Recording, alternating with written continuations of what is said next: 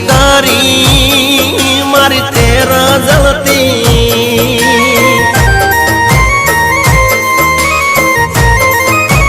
હો મેલ્યો નાતે ઘરનો કે ઘાટનો વોદો પડ્યો તન કઈ વાતનો